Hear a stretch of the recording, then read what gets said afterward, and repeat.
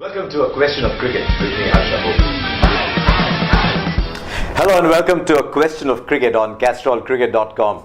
I remember the last time we met, we recorded a series of this, and then of course India went to Australia and we saw a bit of deja vu again, what happened in England.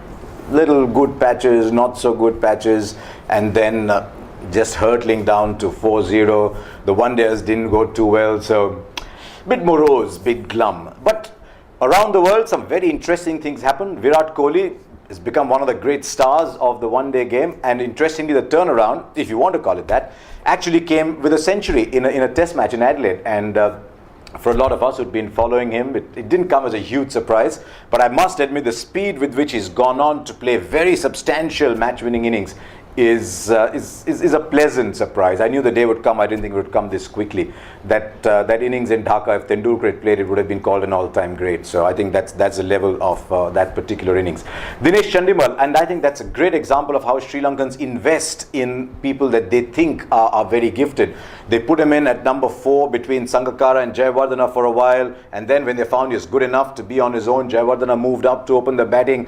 Sri Lanka don't always have a lot of resources, but they're among the more intelligent cricket sides around, and you can see that in the way the Sangakkaras and Jayawardenes play their cricket. And Chandimal now needs to convert what he's done into test match cricket, but he looks a wonderful prospect. They made the best out of Thirimane too, whom not many people expected to do well in the one-day game.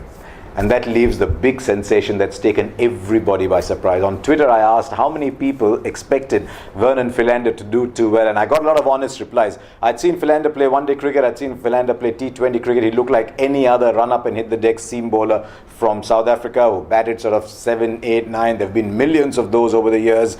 There was absolutely nothing different about him. And all of a sudden he gets picked in the test match, and wow, he's almost unplayable. He's setting records, almost the quickest in the world to 50 test wickets, 6 tests, 7 test matches. And then people meaning us outside of South Africa, started looking at his first class record and found it was very substantial. So wonderful initiation for Vernon Philander. The wickets have helped, but that's not his fault. I mean, don't hold that against him. The wickets helped everybody, and he's the one who took wickets. So very exciting. That's the great thing about cricket. Rahul Dravid finished, Tendulkar finished 100 hundreds.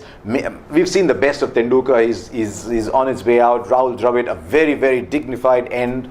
And I mean, he's struggled in Australia, but what a character. But 3 other people have come in as well.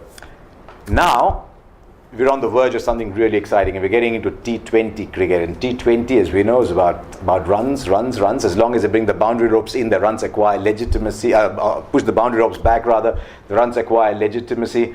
But since we're on the topic of runs, here is a question on runs for you. What is the highest number of runs scored together by 2 players in a T20 game? The highest number of runs by 2 players together, the highest partnership in a T20 game. See if you can answer that one. Do send in your replies, your feedback. Tell us what you liked, what you didn't like. Send us some questions. We love hearing them. Harsha Bhogli at castrolcricket.com is the email ID to use, and there will be somebody at the other end of that email ID, so we'll keep track of all your responses.